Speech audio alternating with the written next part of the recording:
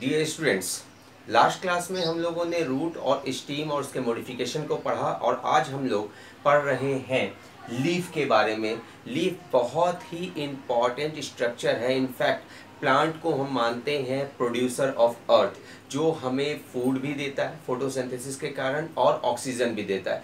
दोनों ही चीज़ें फोटोसिंथेसिस से प्राप्त होती हैं और प्लांट का फोटोसिंथेटिक ऑर्गन लीफ है। तो आप समझ सकते हैं कि लीफ कितना महत्वपूर्ण होगा। लीफ में ही फोटोसिंथेसिस की क्रिया होती है, लीफ के कारण ही फूड मटेरियल बन पाता है, लीफ के कारण ही हमें ऑक्सीजन की प्राप्ति होती है। ये सामान्य सी लीफ की इम्पोर्टेंस है जो हम सभी जानते हैं, पर इसके अलावा भी लीफ काफ़ी मामलों में इम्पॉर्टेंट होता है। लीफ के किनारों पर छोटे छोटे छिद्र पाए जाते हैं जिसे हम स्टोमाटा कहते हैं, और स्टोमाटा के माध्यम से प्लांट रिस्पायरेशन करता है। तो लीफ सिर्फ फोटोसिंथेसिस के लिए इंपॉर्टेंट नहीं है, यह रिस्पायरेशन के लिए भी इंपॉर्टेंट है। इसी के द्वारा एटमॉस्फेरिक ऑक्सीजन को लिया जाता है और रिस्पायरेशन के बाद जो बेकार पदार्थ बन रहे हैं CO2 वगैरह को बाहर निकाला जाता है, या प्लांट उसे फोटोसिंथेसिस के लिए स्टोर भी कर लेती है। इनफैक्ट स्टोमाटा के द्वारा वाटर वेपर को भी बाहर निकाला जाता है। ठीक है, वाटर वेपर के साथ साथ जलवाष्प जिसे हम कहते हैं के साथ साथ कुछ बेकार पदार्थ भी लीफ से बाहर निकल आते हैं स्टोमाटा के माध्यम से। तो इस प्रकार से यह एक्सक्रीशन में भी मदद करता है, उत्सर्जन में भी मदद करता है। स्टोमाटा के माध्यम से वाटर वेपर के साथ मिलकर बेकार पदार्थ भी बाहर निकलते हैं। तो लीफ 3 मायनों में महत्वपूर्ण हो गया। फोटोसिंथेसिस कर रहा है जिसके तहत हमें ग्लूकोज की प्राप्ति होती है, साथ ही साथ ऑक्सीजन की प्राप्ति होती है। दूसरा, रेस्पिरेशन में मदद कर रहा है। तीसरा, एक्सक्रीशन में मदद कर रहा है। स्टोमाटा के द्वारा जो वाटर वेपर निकलता है, इससे प्लांट अपने इंटरनल बॉडी टेम्परेचर को भी मेंटेन करते हैं, तो इसलिए भी लीफ इंपॉर्टेंट हो जाता है। साथ ही साथ वाटर वेपर के बाहर निकलने से जाइलम में एक ऑस्मोटिक प्रेशर डेवलप होता है, जिसके कारण वह नीचे से वाटर का एब्जॉर्प्शन और कंडक्शन प्लांट में रूट्स के द्वारा या जाइलम में सेल्स के द्वारा आसानी से हो पाता है। यह ऑस्मोटिक प्रेशर को बनाए रखती है। आप लोगों ने पढ़ा होगा ऑस्मोटिक प्रेशर के बारे में, 11th में सेल के टॉपिक में हम लोगों ने पढ़ा था कि ऑस्मोटिक प्रेशर जो वाटर के लिए जो प्रेशर्स बनता है, हायर से लोअर कंसंट्रेशन के दिशा में प्लाज्मा मेम्ब्रेन के ऊपर जो दबाव बनता है वो कहलाता है ऑस्मोटिक प्रेशर। और ऑस्मोटिक प्रेशर के आधार पर ही वाटर का मूवमेंट होता है towards higher concentration to lower concentration. जल जो है उच्च सांद्रता से निम्न सांद्रता की ओर ऑस्मोटिक प्रेशर यानी परासरणीय दबाव के कारण ही मूवमेंट करती है। और जाइलम की कोशिका में यह परासरणीय दबाव ऑस्मोटिक प्रेशर को बनाए रखने के लिए भी वाटर वेपर का बाहर निकलना जरूरी है, और यह पत्तियों में मौजूद स्टोमाटा के द्वारा होता है।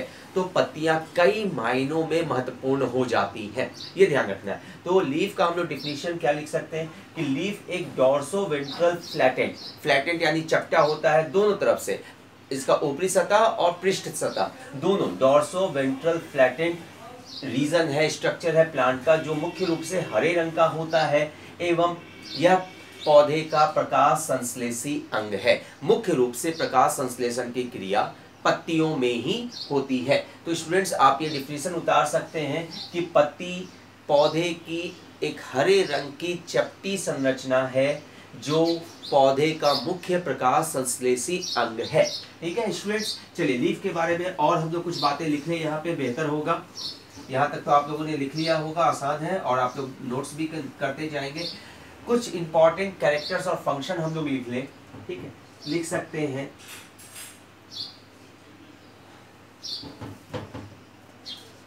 Leaf are develops from node of stem, node of stem. ये याद रखना है स्टूडेंट्स, लास्ट क्लास में पढ़े थे हम लोगों ने, पहले पढ़ा हुआ है कि कोई भी नई संरचना हमेशा तने के नोड यानी गांठ से ही विकसित होती है। ठीक है, it is it's sales having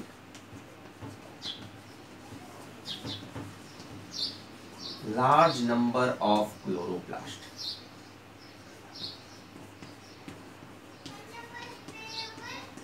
So it is symbol for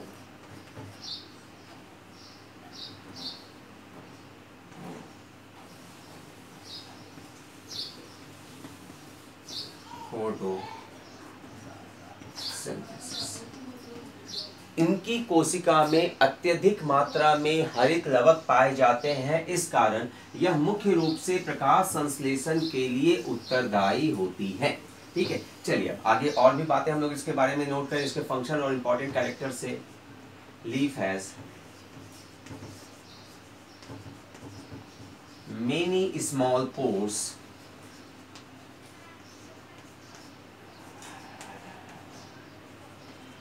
in their margin.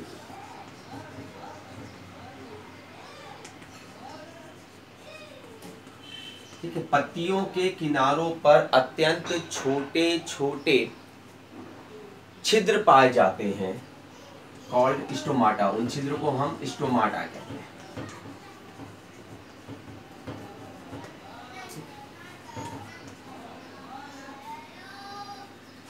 अब हम लोग स्टोमाटा के काम के बारे में भी लिख लें। बाय स्टोमाटा, स्टोमाटा से क्या क्या होता है? Stomata respiration,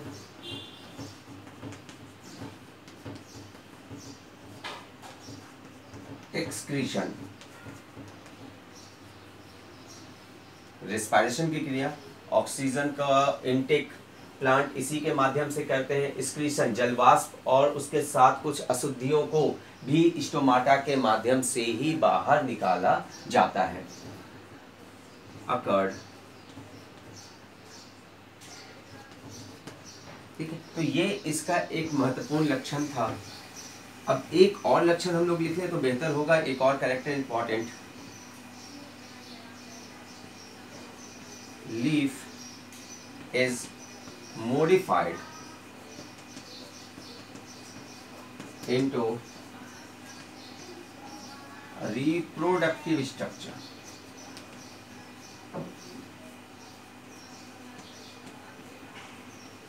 called flower.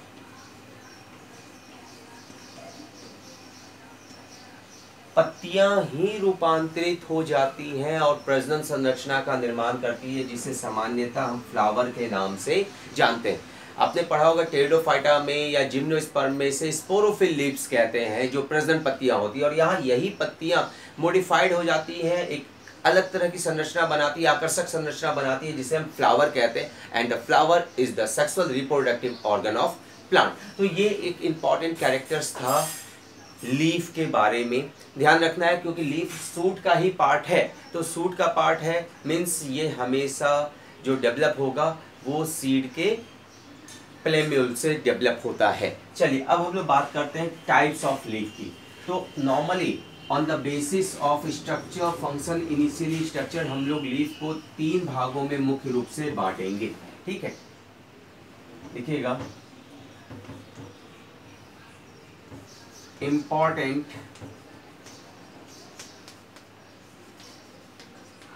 types of leaf। ठीक है, तो पहला है foliage leaf। First one is the most important is foliage leaf। जो हम सामान्य पत्ती देखते हैं अपने आसपास, ठीक है, जो हरे रंग की होती है, चपटी होती है, प्रकाश संश्लेषण के लिए उत्तरदायी होती है, उसे हम कहते हैं foliage leaf. Normal green photosynthetic leaves are called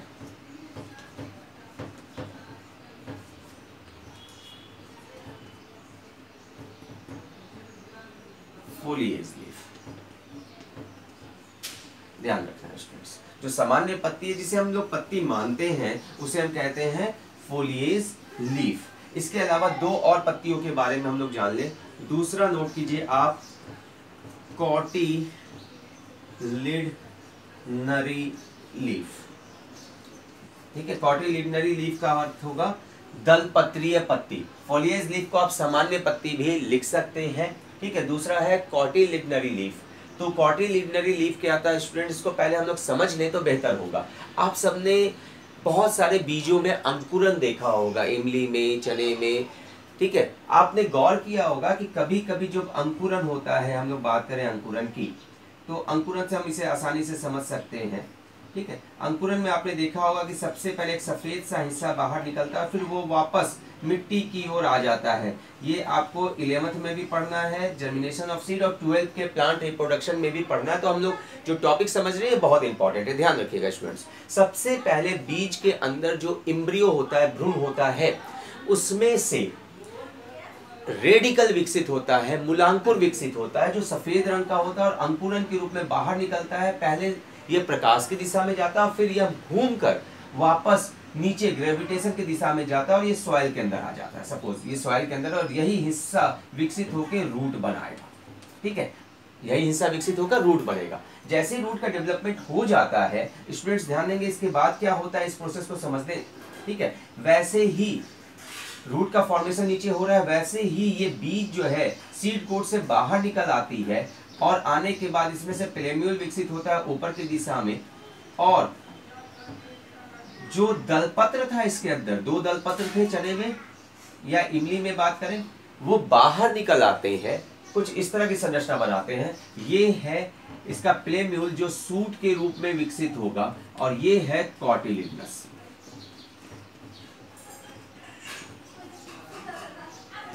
कॉटिलिडनस दलपत्र कहते हैं, जो सामान्यतः पीले या सफेद रंग का होता है अलग अलग बीजों में, परंतु जब ये बाहर निकल आता है तो ये मोटे हरे रंग की संरचना में बदल जाता है और प्रकाश संश्लेषण करता है, यानी पत्ती की तरह काम करने लगता है, ताकि पौधे को जर्मिनेशन के समय भोजन प्राप्त हो सके।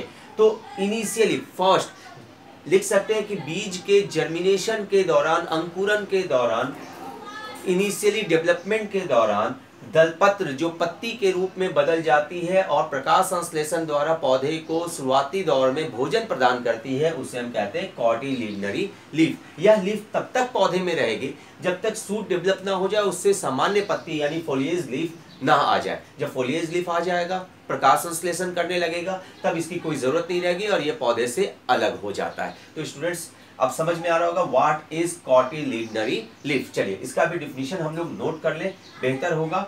Second one is cotyledonary leaf. चलिए लिख लेते हैं।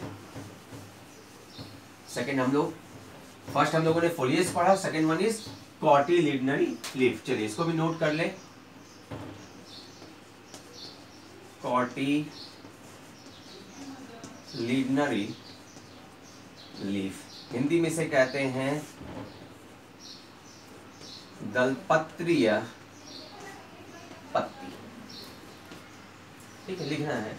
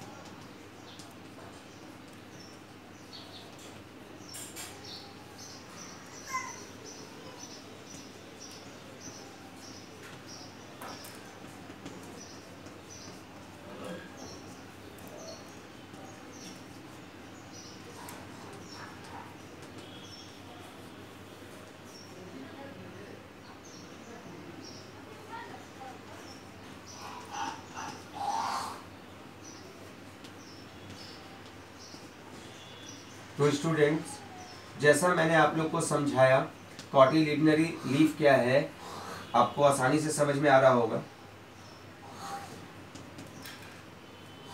कि बीजों के जर्मिनेशन या अंकुरन के दौरान जब बीज से दलपत्र बाहर निकल आता है और पत्ती नुमा संरचना में बदल जाती है, हरे रंग की हो जाती है, जिसमें प्रकाश संश्लेषण की क्षमता पाई जाती है, उसे हम कहते हैं कॉटिलिडनरी लीफ। यह बहुत ही इंपॉर्टेंट है। यह बीज को जर्मिनेट होने में, पौधे को इनिशियली डेवलप होने में काफ़ी ज़्यादा मदद करती है। तो ध्यान रखना है स्टूडेंट्स, कॉटिलिडनरी लीफ इंपॉर्टेंट है। टाइप्स ऑफ लीफ में 2 हम लोगों ने पढ़ लिया, और एक होता है, एक और लीफ हम लोग जान लें, वो है स्केली लीव्स। ठीक, आई थिंक आप लोगों ने उतार लिया होगा। स्केली लीव्स की बात करें, स्केली लीफ को हिंदी में सल्क पत्र कहते हैं। वैसी पत्तियां जो सामान्यतः पीले या भूरे रंग की होती है, सेसाइल नेचर की होती है, जिनमें हिलने डुलने की क्षमता नहीं होती है, रफ होती है और बहुत कम प्रकाश संश्लेषण करती है या सामान्यतः प्रकाश संश्लेषण नहीं करती हैं, और जो सुरक्षा के लिए रिस्पॉन्सिबल होती है, प्रोटेक्शन का काम करती है, उसे हम कहते हैं स्केली लीव्स। ठीक है, स्केली लीव्स हम लोगों ने बात किया था पहले भी। अदरक के ऊपर आप देख रहे थे, अदरक या हल्दी के ऊपर जो तना है उसके ऊपर स्केली लीव्स पाई जाती है। ठीक है, स्केली लीफ, इसे हम हिंदी में कहते हैं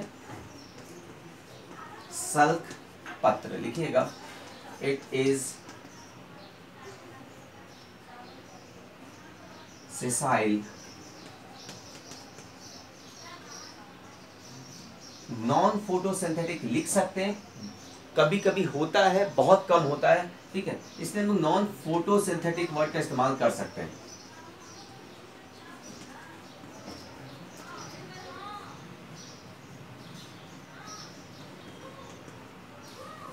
प्रोटेक्टिव, प्रोटेक्टिव फॉर्म ऑफ